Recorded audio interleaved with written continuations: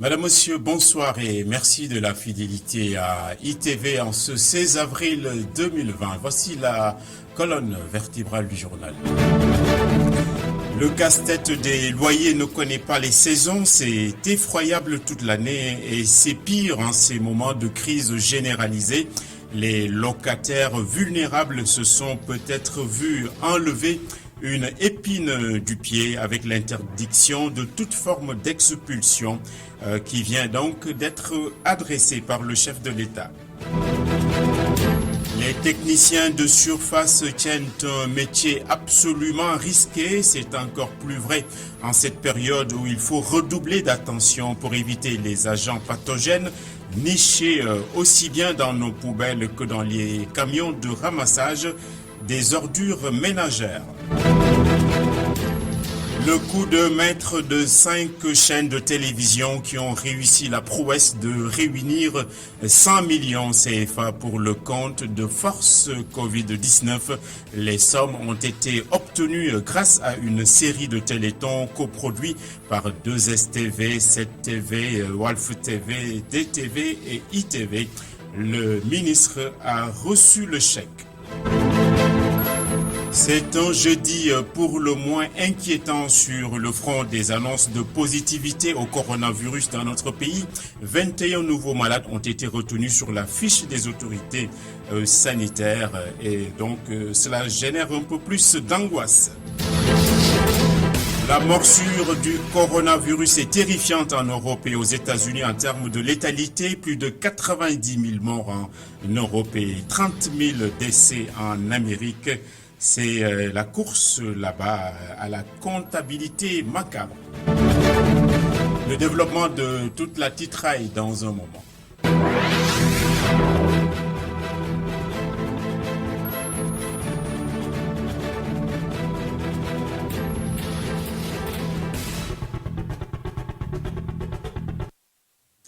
D'abord, on signale cette opération de déguerpissement au marché Sandaga et dans ses environs. C'était donc aujourd'hui. Les actions ont été dirigées par le sous-préfet de Dakar Plateau qui a déclaré que l'État n'acceptera plus les occupations irrégulières et illégales sur les emprises publiques. Il n'y aura plus de négociations ni de faiblesse. Ce sont peut-être là des vertus du coronavirus.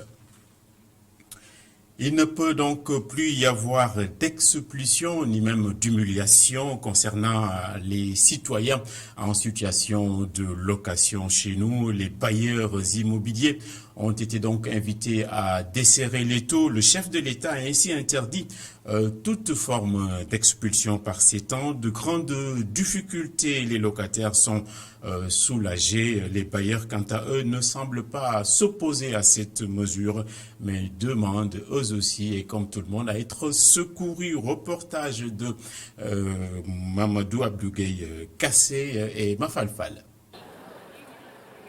Rue 25, angle 18 de la Médina. Cette dame est une veuve. Elle a 6 enfants. Cette maison appartenait à son mari. Depuis qu'il est décédé, elle ne compte que sur l'argent du loyer pour nourrir sa famille.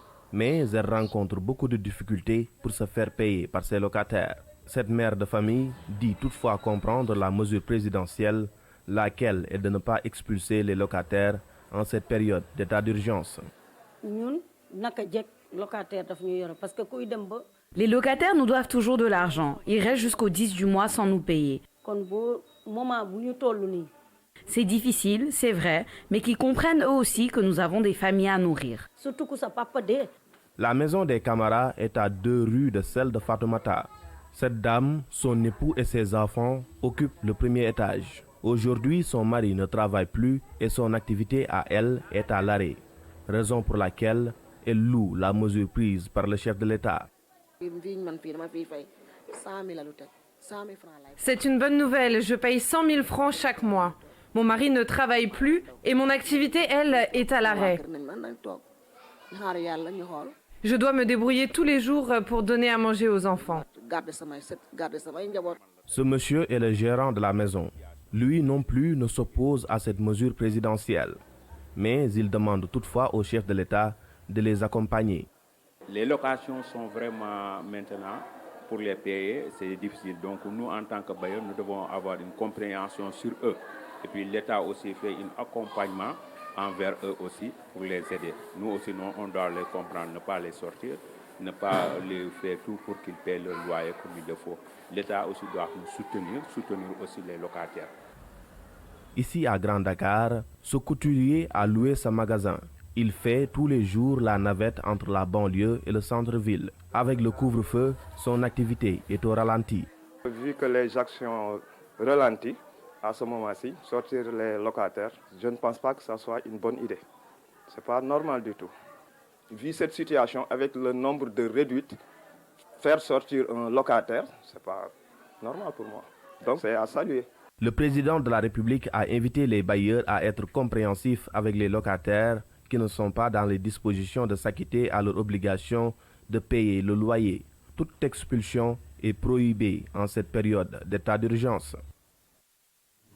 Un autre reportage de proximité dans la commune de Ouakam, ici à Dakar toujours, où le port du masque pourrait être rendu obligatoire. C'est du moins le positionnement du maire sur place. Les habitants acquiescent mais feraient preuve de beaucoup de négligence et d'oubli en matière de mesures barrières. Abdourahmane Di et Sidignan ont flâné donc dans la commune de Ouakam. La population de Ouakam est-elle vraiment prête? L'obligation de porter un masque dans cette localité de Dakar, comme annoncé par son édile, est-elle vraiment envisageable? Le constat pourrait nous amener à dire que ce n'est pas encore demain la veille. La vitesse de contamination ne semble pas effrayer certains plus que ça. Les Ouakamois vaquent à leurs occupations comme si de rien n'était.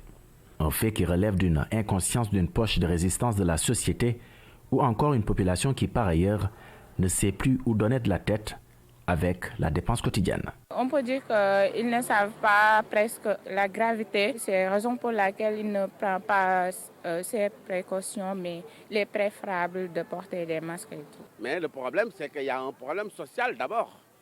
Les Sénégalais, ils fuient le corona et puis ils sont à la recherche de la dépense quotidienne.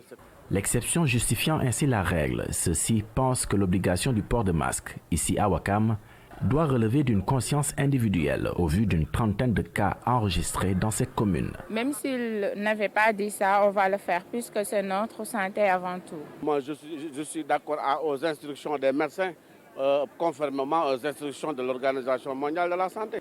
Je serais même d'accord de payer pour moi et ma famille.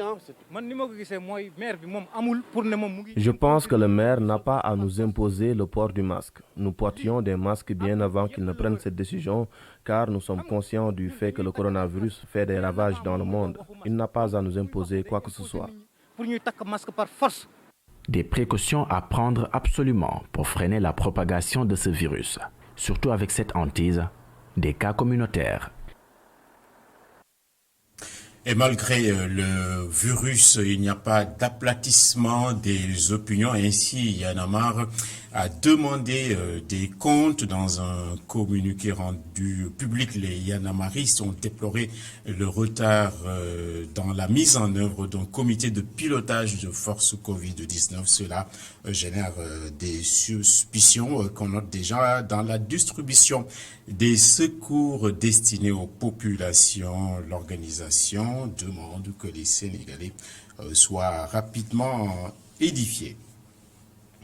Le ministre Seydou Gueye, quant à lui, était un des invités du matinalier Maison Alassane Samba Diop. Il a dit sa part de vérité, comme quoi le président de la République a tout mis en œuvre pour que tout soit transparent dans la gestion des fonds qui sont alloués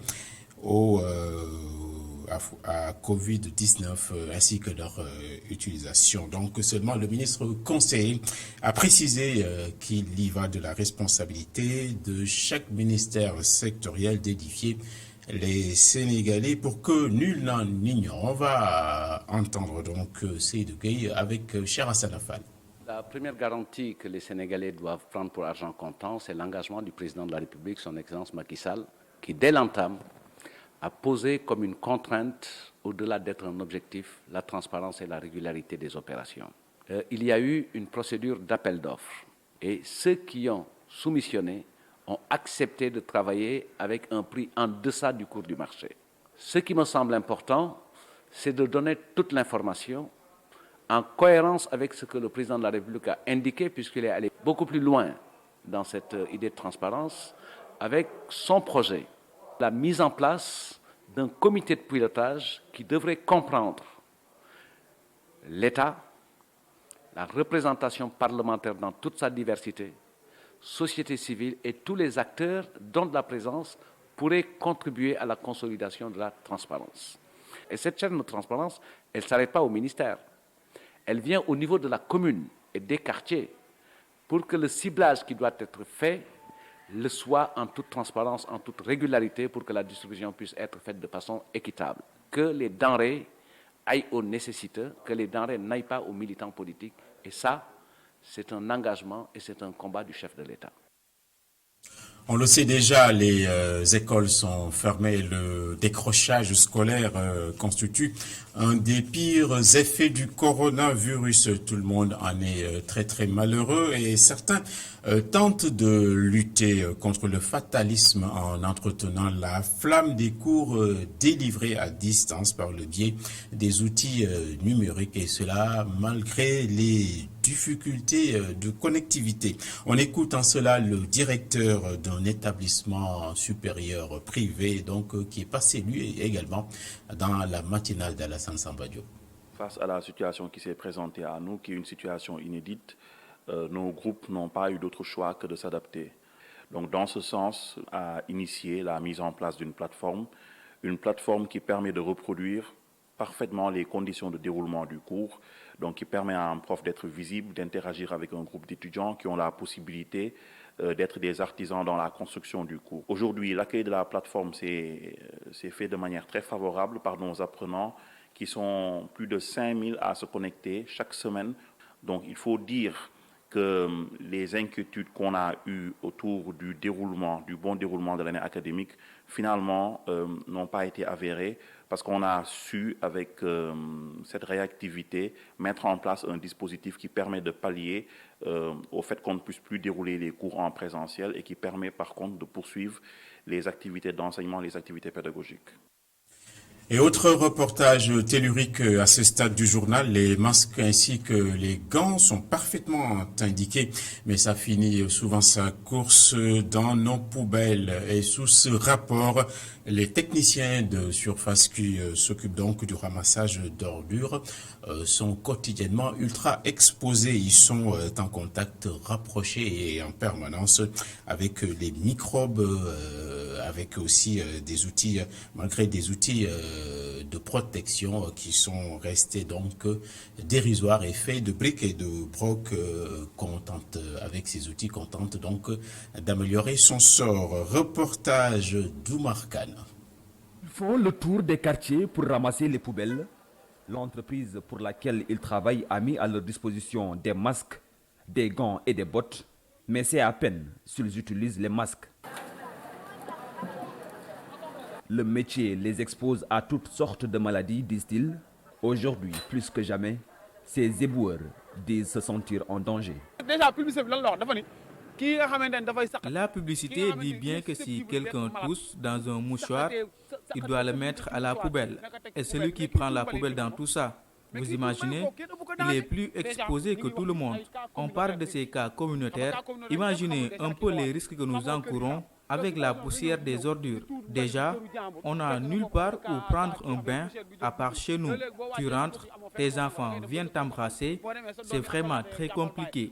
Nos employeurs nous ont donné des masques, des gants, des bottes et des t-shirts. Mais les gants se détériorent en une semaine.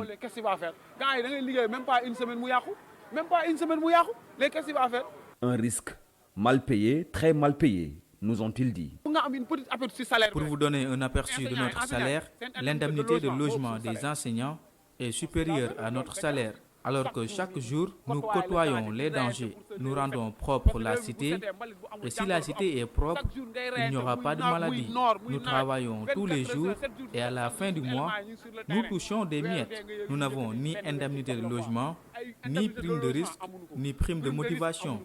nous n'avons rien. Une situation loin de motiver ces travailleurs. Et on parle à présent de cette solidarité agissante avec un gros chèque qui vient d'être remis au ministre des Finances et du Budget, 100 millions de francs CFA. C'est donc l'usufruit d'un téléthon ou de plusieurs téléthons qui ont été organisés par E-Media, 2STV, 7TV, DTV, ainsi que Walfadjri. Nous allons vous proposer l'élément qui va suivre. Le montant est particulièrement important. Je vous dis, c'est quand même des efforts combinés qui ont conduit à ce niveau, disons, de mobilisation important. Plus de 100 millions, exactement 101 millions, 102 190 francs. Pour dire que même on est au franc près, c'est important. Et aujourd'hui, on est à plus de 31 milliards de mobilisation. Je sais que vous avez joué votre partition. C'est vrai, après le président, vous avez utilisé les médias qui sont à votre disposition pour davantage sensibiliser les Sénégalais, la population sénégalaise, pour contribuer chacun en ce qui le concerne et selon ses moyens, disons quand même à la lutte contre cette pandémie. C'est un geste que nous apprécions particulièrement. Je vous remercie au nom du président de la République, bien sûr au nom de toute la nation, parce qu'on le fait pour nous tous. Et ce qui est justement notoire, le grand frère Elhadj l'a rappelé tout à l'heure, nous avons à notre niveau eu des contributions de 2000 francs jusqu'à 1 milliard. C'est dire, disons donc que c'est une réponse nationale et chacun y a mis. Effectivement, donc, s'y est mis selon ses moyens et dans la mesure justement de ce qu'il pouvait faire. En tout cas, je tiens aussi à vous rassurer que c'est un montant qui sera utilisé, disons, en parfaite conformité avec nos procédures, donc comptables bien sûr, et dans tous les cas, donc compte rendu sera fait de l'utilisation de ce montant. Et d'ailleurs, peut-être je vais vous donner l'information, le président de la République lui-même va mettre en place un comité de suivi justement donc de ces opérations Covid. Fondamentalement, vous l'avez dit, le montant n'est pas très important, c'est vrai, c'est 1000 milliards. Mais l'on oublie souvent que 1000 milliards, c'est le quart de notre budget. C'est ainsi donc la solidarité tous azimuts. Les maîtres tailleurs et stylistes de Keur Mbaye Fall dans la banlieue dakaroise viennent de remettre un lot de masques grand public au groupe E-Media, masques destinés à la protection de nos vaillants reporters. C'est le directeur de la communication du groupe qui a réceptionné les paquets. Voici tout de suite une déclaration que nous avons saisie. En tant qu'un habitant de la banlieue, on a constaté que les gens de la banlieue n'ont pas encore pris conscience de la gravité de la maladie. Les gens se regroupent toujours et ils n'ont pas donné assez d'importance au port de masque. C'est pourquoi on s'est dit qu'en tant que styliste, on peut contribuer à la lutte de ce mauvais virus-là en confectionnant des masques et en donnant aux gens qui n'ont pas encore pris la conscience du port des masques, comme les gens qui sont au marché de Keur Mbaye Fall. À Keur Mbaye Fall, il y a une seule porte d'entrée. Et c'est là où se trouve le marché. Donc on se dit que nos mamans qui sont là en train de vendre les poissons, les légumes, on leur donne des masques gratuitement. Les chauffeurs de clando qui transportent n'importe quel passager, on leur donne gratuitement des masques. Les gens qui se regroupent dans les merceries, dans les boutiques, dans les boulangeries, on les retrouve, on les sensibilise, on les explique, on leur donne des masques, on leur demande est-ce qu'ils ont des gels, est-ce qu'ils savent pourquoi est-ce que les gens portent les masques. C'est pourquoi on est là sur le terrain. Mais aujourd'hui, on a pensé aux gens de E-Media. On a voulu participer à la lutte des gens de E-Media qui sont sur le terrain et qui rencontrent des gens qui ne savent pas d'où ils viennent. Et non loin de Keur Mbaye Fall, c'est à Rufisque, en son marché central, les magasins non essentiels, c'est-à-dire ceux qui ne distribuent pas de produits alimentaires, ont été fermés. Les commerçants, d'abord réticents, ont fini par se conformer à l'arrêté du préfet, mais déjà, ils broient du noir, faute d'activité. Babacar Seck. Excepté les magasins d'alimentation, toutes les autres boutiques, ateliers et centres commerciaux du marché central de Rufisque ont fermé leurs portes. Les responsables du marché confirment. Aujourd'hui, c'est le premier jour de notre application à la fermeture des magasins non alimentaires et je crois bien que l'adhésion a été suivie à la lettre. Une mesure de protection qui concerne tout un Sénégalais et tout un citoyen et on a compris ça et on a appliqué l'adhésion à la lettre partout dans le marché central. Les commerçants ne peuvent pas s'empêcher de venir au marché malgré la fermeture des cantines. Ce vendeur de tissus s'inquiète des conséquences que la mesure va avoir. Ma boutique est fermée, les autres aussi. Si c'est possible, on demande au préfet un moyen pour pouvoir gagner quelque chose. Pourquoi pas fermer à 16 heures? Certains clients pris au dépourvu ne parviennent pas à trouver des produits non alimentaires. Je vais rentrer sans rien acheter. On nous prévienne qu'on va fermer le marché ou bien ces genres de choses-là. Mais fermer le marché et ne rien dire à la population, c'est pas bon. Les responsables du marché sollicitent des mesures d'accompagnement pour atténuer le calvaire des commerçants. On appelle aussi aux autorités de les aider parce que aussi comme il y a des aides alimentaires un peu partout dans le Sénégal, on lance un appel au préfet d'aider les personnes les plus démunies au niveau du marché central de Rufisque. Le premier jour de fermeture des boutiques du marché central de Rufisque est respecté dans l'ensemble et ce sera le cas pour les 8 prochains jours. Et nous revenons aux élans de solidarité, le soin aux autres et l'altérité ont parfaitement ressurgi dans ce contexte donc flippant et dans ce cadre l'association de solidarité agissante de Nyari Tali et alentour démultiplie les actes de solidarité. On va écouter un de ses responsables, en l'occurrence notre confrère Mademba Ramatadia. Nous sommes dans une situation extrêmement corsée où le coronavirus secoue fortement le monde. Il est de notre devoir en tant qu'association œuvrant dans le social de participer à l'effort de guerre. C'est ce qui justifie notre présence aujourd'hui à la sous-préfecture pour remettre une 50aine de masques destinés au personnel médical. Nous l'avons déjà fait au niveau de Gaspard Camara, du district de Gaspard, du centre de santé de Grand Dakar, du centre de santé de Bourguiba et l'infirmerie de la poste de Nyari Tali à Liberté 6. Donc tout ça entre dans le cadre d'une politique de sensibilisation et de protection des populations et du personnel médical. Donc nous avons déjà eu à mettre en place un point hygiénique au niveau des allées de Nyari Tali qui est très fréquenté pour protéger les populations et en même temps délivrer le message de la prévention. Parce que nous avons la ferme conviction, comme le dit le professeur, c'est le seul combat qui veille est celui de la prévention. Et puis une vingtaine de cas Covid de plus ont été comptabilisés dans la sous-préfecture du Grand Dakar. Le sous-préfet a insisté à nouveau sur le respect des gestes barrières. Il a relevé aussi que des violations du couvre-feu ont été perpétrées, notamment sur la plage de Yarar. Le sous-préfet répond ici aux questions de Baba Ndiaye. Bon, jusqu'à présent, nous touchons du bois. Nous pouvons dire que la dernière situation que nous avons ici, à travers le comité local de lutte contre la pandémie, nous a révélé que jusqu'à présent, nous sommes à 20 cas positifs dans l'ensemble des 6 communes de l'arrondissement. Et ces cas ont été identifiés et les contacts également sont suivis.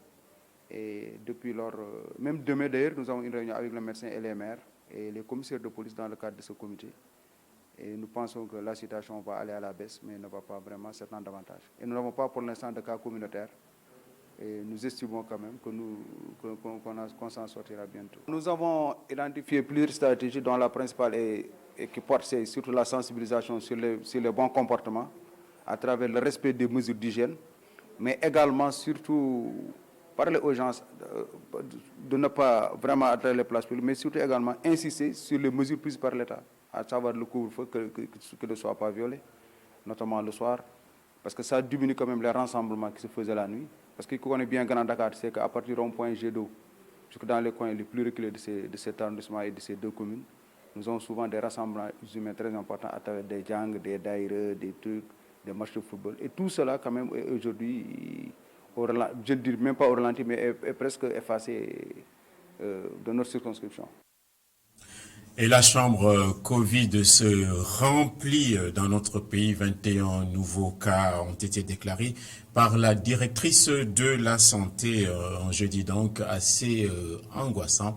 On ne peut pas y échapper. On va réécouter l'intervention de Madame Gomme. Sur 435 tests réalisés, 21 sont revenus positifs. Il s'agit de 19 cas contacts suivis par nos services, 2 cas issus de la transmission communautaire. 4 patients hospitalisés ont été contrôlés négatifs et déclarés guéris. L'état de santé des patients hospitalisés est stable. À ce jour, 335 cas ont été déclarés positifs, dont 194 guéris, 2 décédés, 1 évacué et donc 138 sous traitement. Le ministère de la Santé et de l'Action sociale exhorte les populations au respect scrupuleux des mesures de prévention individuelle et collective. Voilà, c'est à présent le momentum pour ce qui s'agit de nos correspondants régionaux. Ce soir, on n'aura plus que le temps de prendre que Gora Ndaklo qui se trouve à Touba. Bonsoir Gora pour nous livrer donc les dernières évolutions sur le front du virus.